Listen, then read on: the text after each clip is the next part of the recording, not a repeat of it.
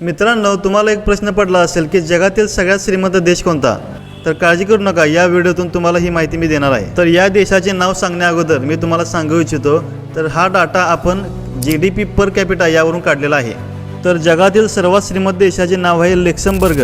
Europe खंडातील हा देश 4 देशांच्या बरोबरमध्ये आहे। या देशाची ऑफिशियल लँग्वेज फ्रेंच, जर्मन आणि लक्झेंबर्गी आहे।